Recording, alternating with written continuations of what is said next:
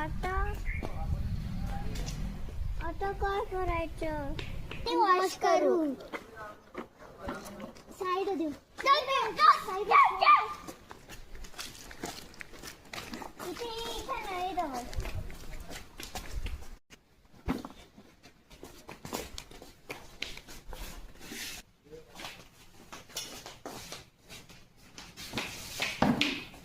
चल आपण पाणी आणू.